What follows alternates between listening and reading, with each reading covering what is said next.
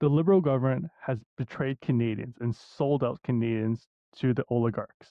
Today, we're going to talk about temporary foreign workers, student visas, and a bunch more. Stay tuned to hear what our predictions of Canada for the next 4 years.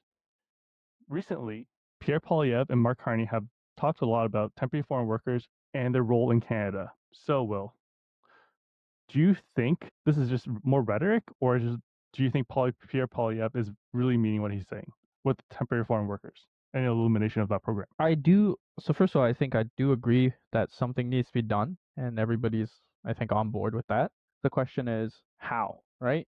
And the thing with Pierre Poilievre right now is he's just drumming up support, finding out his next message, or his changing his message to help himself get elected for the next election, right? Or But why try to. now? He just secured a seat in Alberta. Like, why does he need to do? But wouldn't he have done this before? Well, He yeah, they secured a tried, seat. right? They tried, right? But then Trump's tariff war like threw everything sort of to cahoots, right? And now they need to focus on finding a new message.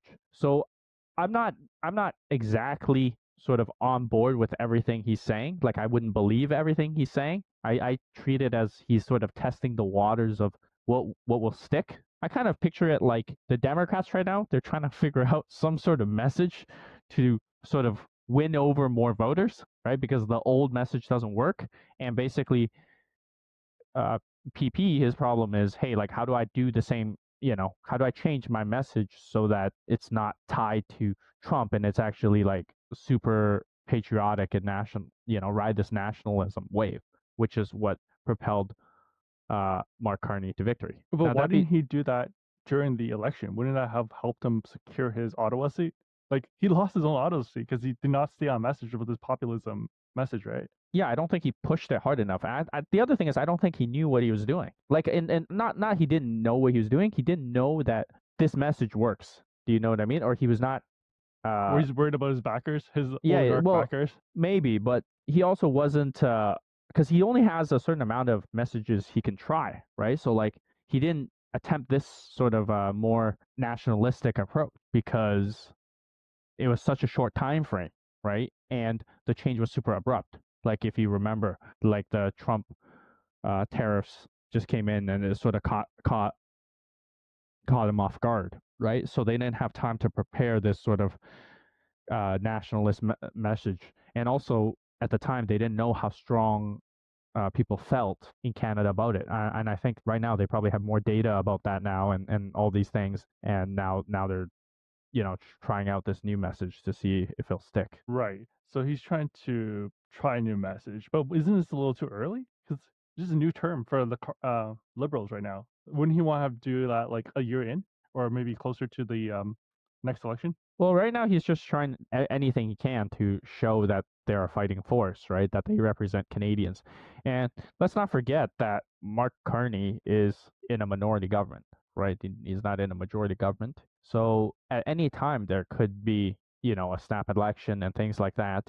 And if there's enough favorability towards the conservatives, then some political things might happen, right? So why do you think the NDP are supporting this liberal government that are like quote Well, unquote NDP has against always Canadians? supported. NDP has always supported, right? They're But they're the they're quote unquote for the people, right? For the little guy, right? But why how do they reconcile like so this type of policy, flooding the Canadian economy with lots of unskilled labor, right? Quote unquote. well. Let's talk about that for a second, right? Like we sort of talked about why Mark Carney is doing this, but let's talk about. I mean, not Mark Carney, PP is doing this, but let's talk about the policy itself, which is actually something that Canada does need, right? Every country, developed nation needs this, which is more population. And there is not enough people willing to take these lower paying jobs, right? If you think about it, ideally, Canada or every nation wants to be like Singapore. Or maybe you can even think of it like Dubai, right? Or like the Middle East, where you just import sort of low wage slave labor, right? For lack of a better term. And then, everyone else lives happily ever after. But Canada can't do that because it's too large. Like I these think they these also refuse to do that. They refuse to embrace being a resource-rich nation, right? They don't exploit the resources. Well, they can't, right? We don't have the infrastructure. right? So that's the other thing, right? So when you bring all these people in, let's talk about the effects of this. When you bring all these people in, right? They all need to use public infrastructure. They all need education, healthcare, roads, all of these things. But are we building more roads? No. Are we building more healthcare? No. Are we building more uh, infra, right? Just in general, housing, public transport? No. So what does that mean? That means that there's more people using the same amount of goods and services as before. And that means that the average Canadian for that's been here, they're gonna suffer, right? Their quality of life has gone down. So yes, these companies get their cheap labor and they get to fill their stores, these Tim Hortons workers with foreign migrants or whatever you want to call them, but or students, but it's that the it's actually like arbing taking advantage of Canadian taxpayer dollars and giving it to these companies, if you can think of it like that, because we're paying for them to use our roads. We're paying for these extra people to use our healthcare. We're paying for them to use our transportation network, right? So it's just strictly a supply side subsidy, right? It's not even making the Canadian economy more productive. Yeah, it's definitely not. But at the same time, you can't. It's going to be hard. It's a hard problem to solve because from the point of the government, it's like, hey, well, if corporate profitability doesn't go up, right, nobody's going to buy the stock. And then if stocks don't go up or housing don't go up, right, the people's retirements are in trouble. So, this is a double whammy sword, right? Because at the same time, we say, hey, housing's going up, but hey, anybody who has a house, they're going to complain when the house price crashes, right? They don't want the housing price to go down. They just bought one, right? They just want to see it keep getting up and up and up and up, and that's part of the problem. I think that's a separate Yeah. debate here. Yes. So let's just focus on like the temporary foreign workers, right? Yeah. And then we can maybe double click on the student visas afterwards. I think I have different feelings on the student visas compared to temporary foreign workers, but like a lot of the industries that these temporary foreign workers are working in don't seem to be areas that are gonna help Canada be more productive. Like I understand like agriculture and those like jobs like that in forestry. Those jobs are really demanding, and your average Canadians don't really want to take those jobs because you have to go to very remote areas, and it's like very backbreaking work. But like jobs like retail or like manufacturing or stuff like that, there's plenty of high school students or like early young adults early in their career that are very willing to take these jobs, right? Even at minimum wage, right? Why are they being taken by these temporary foreign workers? So I don't see any like reasonable economic avoid justification other than I some, don't. some supply side Yeah, yeah, subsidy. yeah. I'm not sure, right? Like these are things. It's like, hey, like, are you sure they actually want to take these jobs? You know, everybody complains about them, right? And everyone wants better jobs, but at the same time, it's like Like it's better than being unemployed. I'm saying like these people are literally unemployed, living with their parents, right? So they're like flooding DoorDash or like Uber Eats, right, or Uber driving. Like apparently those industries are also like, flooded with people. They have to like restrict how many people can sign up. yeah. Well, that's just a problem with when you have like a too much supply, too much people looking for work and not enough workers, right? I mean, too many workers and not enough job openings. Right, right. So how is the government able to like How should the justify? government do it? I don't know why is the what other than they're just corrupt and they're just like trying to pad the oligarch donors. Like, is there any way to justify it other than they're just corrupt? Well, the only justification, and I've already said this at the beginning, which is just that you want your population to grow, right? A shrinking population is not good. So the only way you can do it is to import. And if you want your nation to be strong and prosperous in the future, you would actually want to import more because, as we know now, humans are a limited resource, and For you you sure. ki- you kind of want as many humans as you can right now. So that leads into our next point, like the student visas. I can understand why we would want student visas. Increasing them, and like I don't know if we should let them work, but we should definitely allow more students coming in, give them permanent residence. You want more young people that we can mold them and build them into Canadians and assimilate. versus like old people. Well, like they're not gonna be able to assimilate as well, right? Yeah, that's true. But then again, these students are also competing for these jobs that you don't have, right? These job openings that you have, and all the Canadians are going to America. So like, where are what are these students doing, right? And you see protests about that, right? Like they don't want to leave, or like they should have a right to work and stuff like that, right? Like what, it's not a rosy thing for the students either. They come here, they pay up the ass, right? Yeah, In their home country's a lot of currency, a them are lot of them. scammed as well. Yeah, they're Like, scammed. yeah, Yeah, right? Or their parents are putting, betting a lot of money and all they this sell their stuff. home. Yeah, for a chance at a better future. And the truth is, Canada just doesn't have that future, right? And is Mark the thing is Mark Carney going to deliver us that future? The answer is no.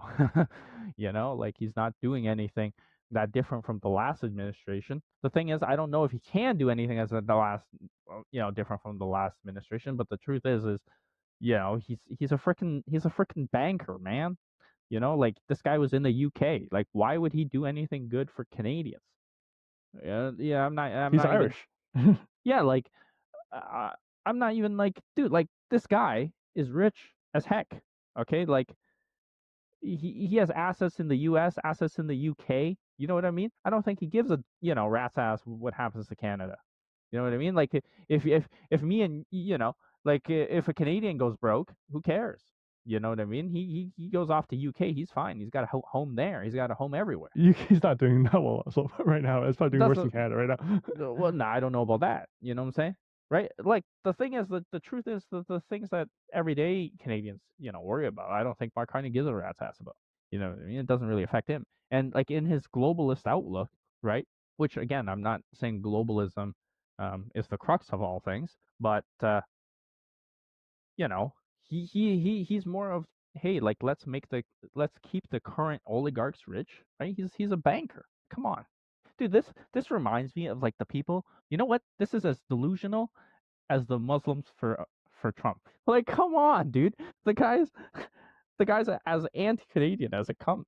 He's like a globalist Goldman Sachs banker. Yeah. Or like the guy's Bank of England. He's not even Bank of Canada. Well, he was also Bank of Canada as well. He was both. Yeah, but still, you get my point, right? Like the guy can go anywhere. You know what I mean? He's like so rich as heck, and it's just like, yo, like, why do we have this guy? What do you think he's trying to do when he's running the country? You know what I mean? Like he's trying to make the average life Canadians better, or he's trying to, make his and his friends richer. I So mean, he's it's just pretty enriching obvious. himself and his friends and his Pretty, donors. of course. Well, I don't even know if he's part of the same network of like the global elite, right? Like I do want to preface this. Like there is a global elite, right? Like to them, like Canada is whatever, right? It's a province. The truth is, right? We're a province of the United States, and that's how most people see it, right? We're just some province to be exploited for our natural resources as our quality of life continues to degrade. Hey, we're the slowest growing country in the G7, right? Why is We that? we have the worst economy out of the G7 right now. Why is that? You know, Worse than right? Japan and Italy. Yeah, because all our talent goes to America. All our resources trade with only America at a discount. All our uh, military we buy American, and then we send it on missions that Americans want us to send. It's just like, why? Why are we doing all this? At the same time, we face problems like you see the TikTok shorts, right? It's like, oh, Brantford, yeah, this is the worst town.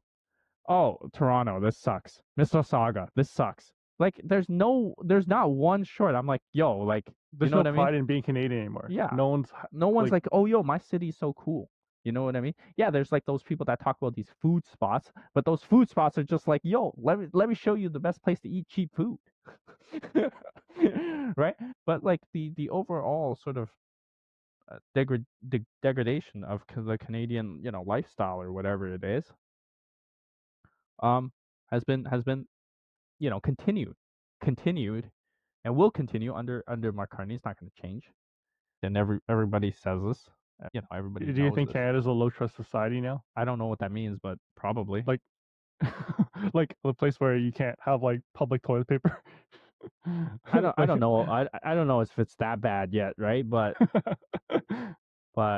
Yeah, But we'll like see. we'll see. Now it won't be that bad, right? The truth is Canada's still a first world country, right? So like it won't face a lot of problems that the third world country faces, but we will continue to have the quality of life eroded because like the truth is you gotta ask yourself like why, like people always say, hey, like Canadians, we are the in a way we are the better Americans, right?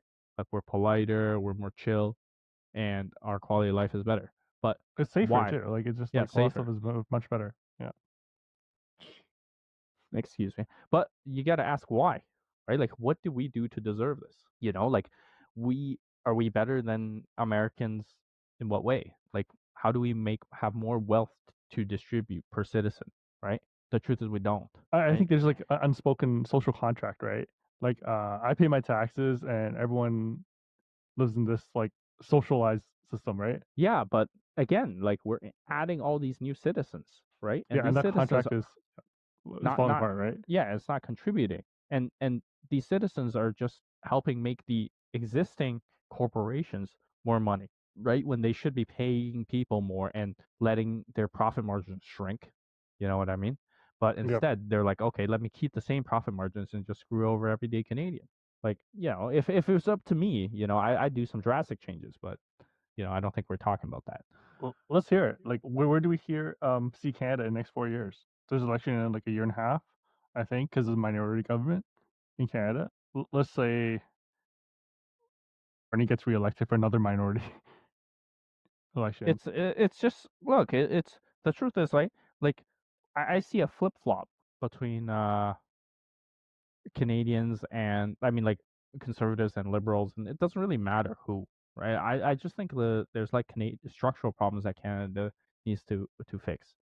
One of them is like Canada needs more trading partners, right? Canada needs a lot more infrastructure to export its goods. It needs to get rid of its holier art thou attitude and start trading more with regimes it doesn't necessarily like because it needs to make money, and with that money it can use to improve the quality of life and build more infrastructure, and then you can import more citizens if you like, and then with that you sort of get the whole snowball rolling, right? I don't think the Canadian public have appetite for that. You saw what they did with the Saudi Arabia military contract, and they canceled everything, right? It was not good, right, for Canadians. Well, I mean, these things are like the public ad. You can Just lie to shape. them. I feel like I feel Well, like you not just just lie to lie. them. You can shape public opinion, right? But the truth is, there. It's just very hard to do. Number one, because so many Canadians live under the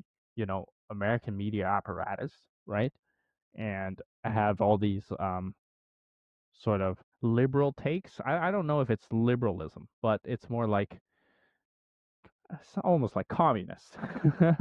It's like the fantasy, right? Like these socialist takes of like we can take care of all these things, and Everybody for free. yeah, yeah, right. So you look, at some point you're gonna have to make a deal with the devil.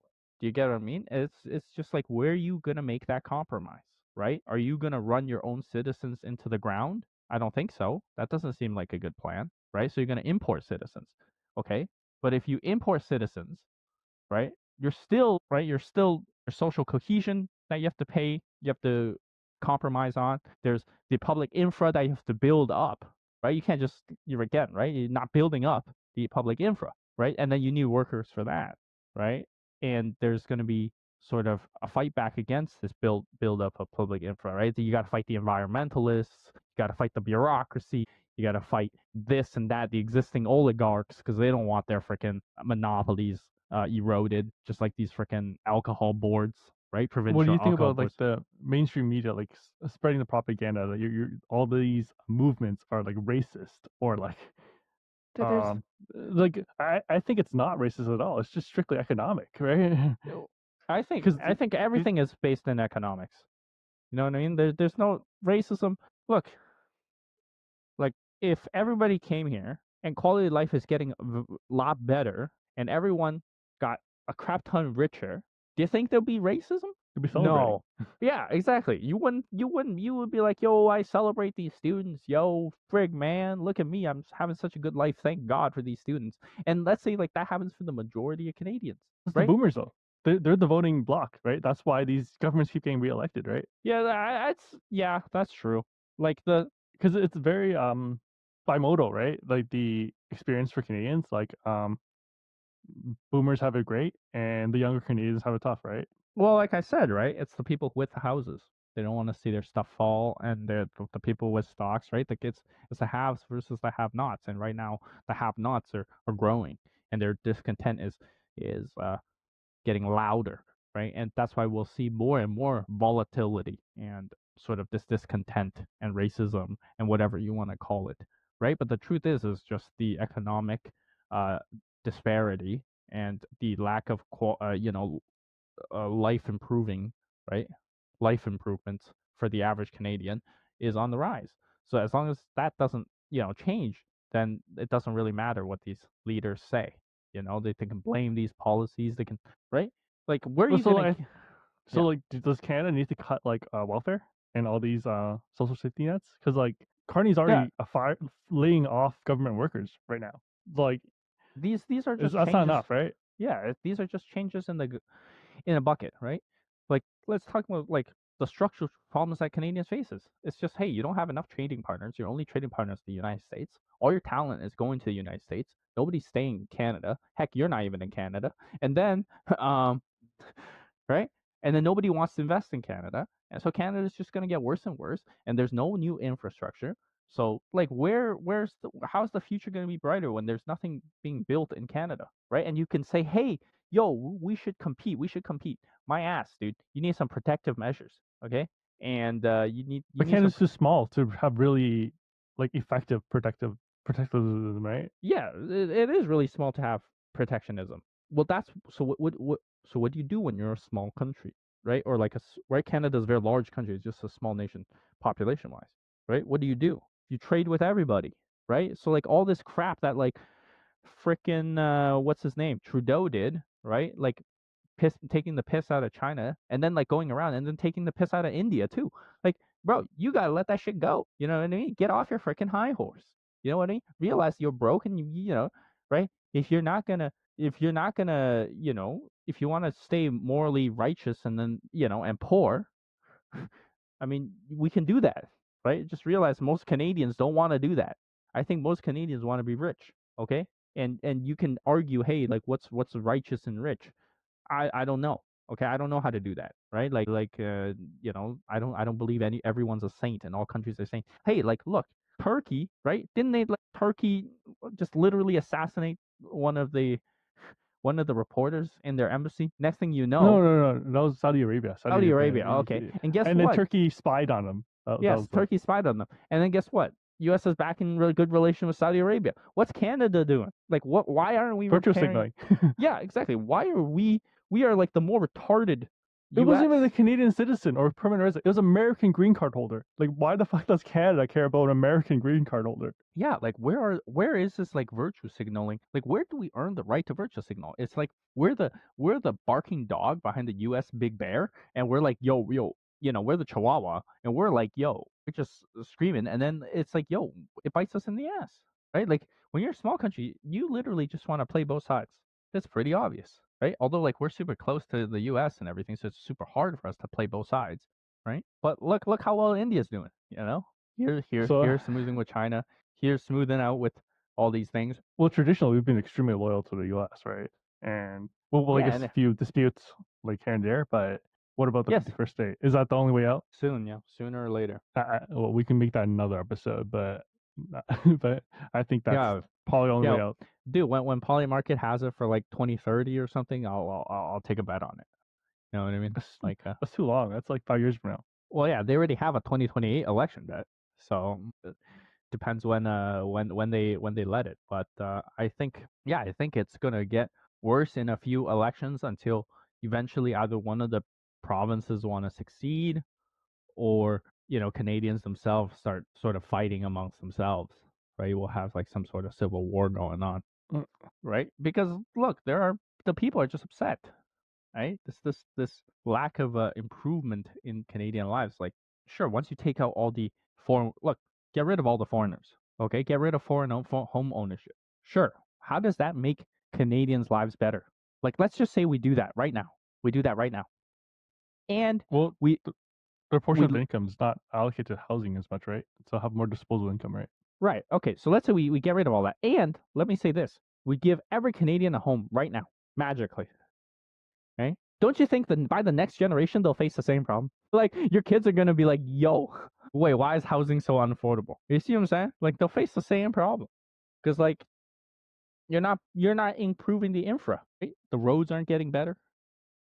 Number of doctors aren't increasing. Right? So we should be removing these bureaucratic red tape, expand Canadian infrastructure, connectivity. Right? That's what's Make more. shocking to me. Why don't we like expand these quotas for doctors? Like, why are we flooding like Canada with Yeah. retail workers instead of doctors? That seems brain dead to Well, me. no. Well, it's because Canadians have all this administrative tape because like to protect Canadian institutions and stuff like Was the that. is the unions or doctors unions? They like Yes, limit the number of doctors can be graduated each year. You can just not flood it. You yeah. can just increase that number like double, Well, triple, there's also like they 10x. don't recognize certain like foreign diplomas and trainings and Well, certificates yeah, and I stuff. understand that, but I'm just saying they're restricting even the domestic number. There's way more talent than we can train way more talent. Yeah, and then you could just right, and then you would need to overhaul sort of how much these universities can charge, right? Because then they can't charge as much per student. You know what I But mean? I So think you they're need gonna to need to like charge a lot more now because all the international students are gone, so they don't have the yeah, piggy yeah. bank anymore. Well, they can charge. The thing is, like, they could just have a lot more students, right? But I think we don't really need that many students now with AI, right? Do we really need that many more educated Doctors. and like no, like in general, students in general. Let's say right now, doctors make 200K. What if we supply so much doctors that doctors only make like 100K? That's sort of like China, right? They have like a shit ton of doctors, and Well, doctors like work really well, hard. like India, like every large country has a crap ton of doctors. You know, like Cuba has a lot of doctors. You know what I mean? Mhm. Right? All The these bar might countries. go down a little bit, the average bar, I think, but I think at least some people get some care versus no care Right. right now, right? Right. A lot of people would get more care. Like, why is right? And do you think doctors would be less prestigious as a, as a profession because people, they make less pay? I don't think so. Do you get what I'm saying? I think there's still sort of going to be like the social prestige of you being a doctor because hey, you saved my life, or like hey, you made my life better, right? And that's the whole point, making people's lives better, right? And how are you going to make people's lives better in Canada by like removing all these people, removing all these things, which I'm not saying they shouldn't do and stuff, but I'm saying all these things are just temporary fixes. You know what I mean? It's not going to address the underlying issue, which is just that Canadians' quality of life is going to continue to get worse, and until Canada either builds up the infra, gets rid of the red tape, and starts trading and developing trade with other countries outside of the U.S. Right? And you can say, hey, EU, no, okay, not just the EU. EU is dying. Number one, EU is dying. Second of all, they're part, right? Look, think about it. Carney's part of this global banking elite. Okay, come on, man. He's been in the EU the whole time, But why hasn't Carney right? capitulated to Trump yet? Like everybody has capitulated, like literally everyone else, so, like that are U.S. allies. Well, number one, it's probably not that bad because, a lot of the Kuzma stuff is going through. Two, right? They're just trying to gut Canada of all the strategic stuff, right? And it's within US's right to do that. But all these oligarchs obviously want Canada to keep fighting, right? Because they don't want, right? And it's also in U.S. Canadian strategic interest to keep fighting, right? Because Canada, for better or for worse, does not have a partner to export its stuff to outside the United States, right? Like it doesn't even have the infra to export the stuff to other partners, right? Which is Doesn't have a ridiculous. credible threat Yeah, when right? And negotiating. because of like how much of a lapdog that Canada is and how close it is to the US, it's hard to even take Canadians, the government of Canada, seriously because, if you're the leader of another state, you're like, hey, I'm even if I make this trade deal with you tomorrow, like, the US can just get you to change your mind, right? And then I just lost a crap ton of money or whatever, or political capital or like prestige, Uh-huh. right? By you reneging, right? And that's the problem, right? Like it's actually ridiculous as such, right? Like everyone says Canada's such a resource rich country. So why do we put ourselves as a province that supplies all our goods to the U.S.? Why? With I no don't get real, it. well, it does have some benefits, right? Well, of course, there's benefits. We get the U.S. protection umbrella, right? Which I would argue is this, right? We don't care. Like, I would be like, yo, like, sure, you know what, Russia? If you want to invade, go ahead. You know what I mean? Like, I'd be like, yo, I dare you to invade. I bet your ass US is going to do something whether we have a protection agreement or not, because US does not want to see Canada, US, Russia in Canada's, in US's backyard. You get what I'm saying? So like all this like thing like we need to do stuff for the US. It's like no. Canada should be at more demanding to the US. More I don't want to say this, but more antagonistic, right? Isn't this what Carney ran on? But I don't feel like he's doing it. Or at least not yet. Well, It's still pretty right. early in his term. Well, he's not. There. The truth is, right, and I think I've mentioned this before, is the U.S. has Canada by the balls, so it's very hard to actually do it, Because right? he immediately capitulated on the digital services tax. Yeah, digital services, right? Like if you tax the U.S., the Facebook billionaires, the Chat GPTs and the Instagrams, the Metas, all this stuff, right? Just keep making up these things and taxing the crap out of American digital services, then then you have a fair trade agreement. The truth is it's unfair because like how much is this U.S. protection umbrella really worth? And the other thing is, let's say we don't have it. The truth is, we know the U.S. is going to protect us anyways. Yeah. Like, I don't see any scenario where they don't. sure. China Don't, or Russia or whoever. Okay. You don't want to protect us. You don't want to do the thing. Okay, go ahead. We're gonna join them. We're gonna join Russia. Yeah. Russia military, please. You're welcome. Like a China military base, please. Iranian military, right? But the thing is, you can't. The thing is with someone like Mark Carney, he's already so entrenched with America and like the UK, right? He's not gonna do what's best for Canadians. He's gonna do what's best for himself and what's best for these globalists, right? Which is like, hey, like, right? Again, it's not. I don't like. It's not anti-globalism. I want us to trade with everybody. I want us to make money from everybody, right? But it's like Mark Carney just wants the American and the oligarchs to continue the rich to continue getting richer, right? They want to continue making money off of this existing system for as long as they can, right? Because every single average Canadian is just keep paying more taxes to fund these lower labors, fund these public infra that they're using less and less, right, as percentage of total, and right, giving all this extra money to these monopolies like Fortinos and Rogers and all these things, right? These Canadian oligarchs. Like I would argue, look, if we just get rid of all the Canadian oligarchs, have the Americans come in and compete with Canadians, if you want to do it like that, we would have it even cheaper. It would be better for the average Canadian, right? And that's why I'm saying it's the whole 51st state is actually not that bad if that's the way you want to do it, right? Because if the